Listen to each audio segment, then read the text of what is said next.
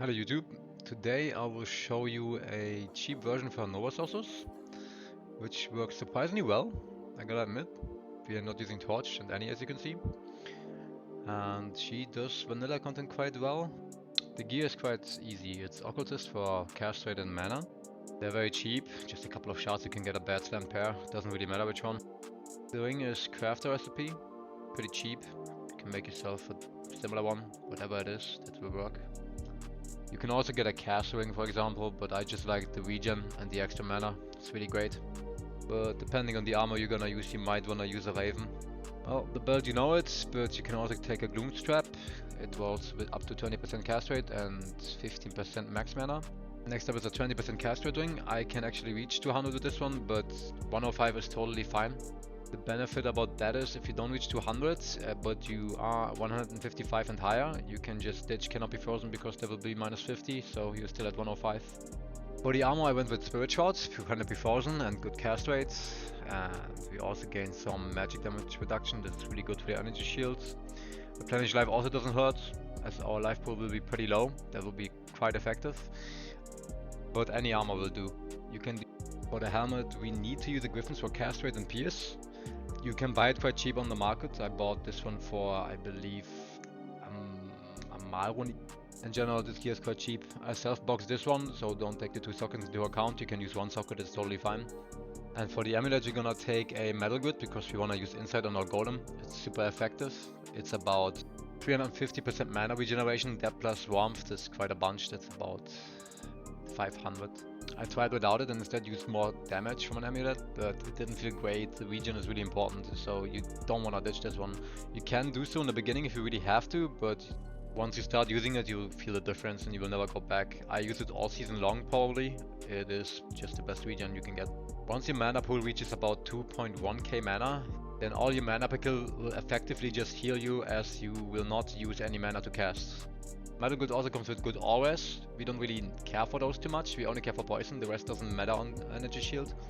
We have 90% on this one. Therefore, we barely take any damage at all besides poison because that bypasses the energy shield. As for the weapon, it's gonna be a Skull Collector. This one looks quite good.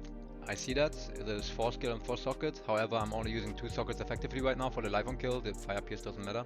And the 1 skill is not gonna make it or break it either. You're gonna take X amount of Novas anyways. 1 skill is not gonna make it any much better. Ideally you want to put in a facet into yours, or maybe get a 2 socket Skull Collector, they're really cheap. And for the time being, even better ones with 4 holes or something like that are pretty cheap. The charms will just be poison charms, we need to fix that. As you can see, I'm not capped out yet, but that's alright, we can deal with that. We're just gonna use some antidotes if we have to. The mercenary goes Stormspire. This one is self-found. I couldn't sell this for gold, so I don't expect other Stormspires to be expensive. For the mercenary helmet we go with Ondals. It's pretty effective for the weaken proc. The 1 skill doesn't hurt either, it's a bit more defiance. Weaken reduces the damage mobs can deal on you while they're affected by it. And this applies before bone armor and everything, therefore it's damage reduction for your bone armor. For the armor I got in Black Hades, pretty easy to get that one. I got PDR mine, but it's not really necessary. You can also just build a hustle, that works too. Give him a cheap string of ears for the PDR and leech. We give him tank red boots for PDR as well. The skills go 1 into warmth for the regen, teleport. Well, we're not gonna spec anything into ourselves, we're gonna get that from our memory. We max out telekinesis, charge bolts, Nova, and of course lightning mastery. I kinda screwed up my skilling here. You go with mastery first and then you go with the synergies. It doesn't really matter, to be honest, it works regardless. You also wanna max out your energy shield, that goes first as well. You need 20 hard points in that. 90% energy shields enables us to use a super low life pool, as you can see. This is not gonna go up. 265, let's say like that. On our swap we use memory like mentioned. This one gives us plus 9 energy shield and plus 6 shiver armor.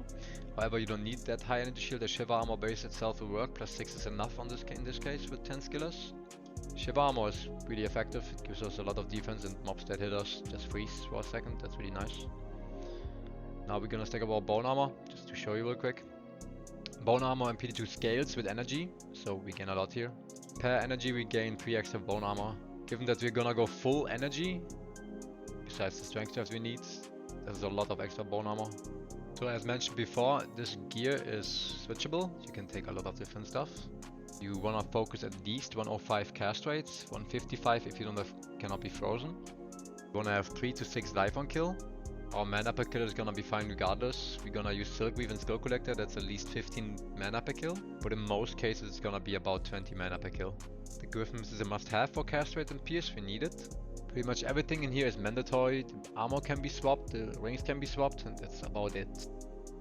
As you can see, she can easily handle Bale runs. There's no issues doing that. Even Taylor Stomping in is fine. You just wanna watch out for his, I don't even know how to call it attack to be honest, just mana leech. But you can always use telekinesis if you wanna stay away and play it safe. But if you Taylor Stomp like me, you have to pot, as you can see in this clip. She's pretty good at doing single target and multi-target, so you can even farm stuff like cows. Cows are pretty great and fun to farm to be honest, especially on Nova.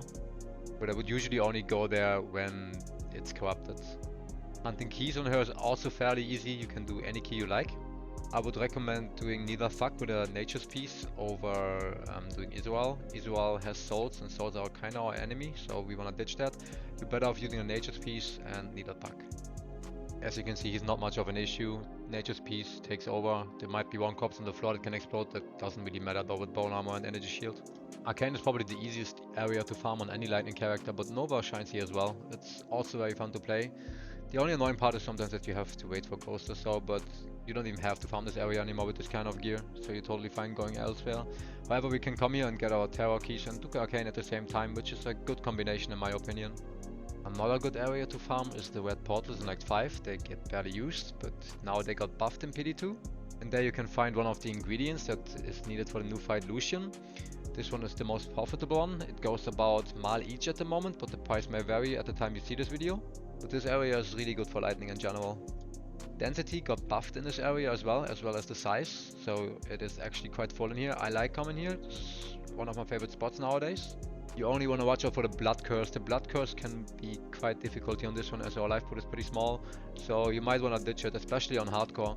This build can be done in hardcore, however you want to have a better gear check, but that also depends on the area. This is pretty much all you need to know about this build in order to make it work. If you have any further questions, you can ask me in the comment section. And in case you catch me live, you can always ask me on my stream. I'll give you some more gameplay of the map, just to see how the potential of this looks like. This can be easily upgraded with Torch, Any, stuff like that. Infinity Self-Read would be the best option, however that requires a lot of fixing since we lose a lot of mana on kill and stuff like this. But I'll talk about that in the next video, which will be about how to progress from there onwards. This is just the basic build. I think this is fairly cheap. But I will make a separate video about a midi-core version of this one, which is gonna be somewhat more expensive, but also a lot better. And after that, I'll make sure to make an endgame version for those that really wanna push their build and enjoy PD2 that much that they wanna invest hundreds of HRs into a build. Now then, thank you for watching and enjoy the rest of the video.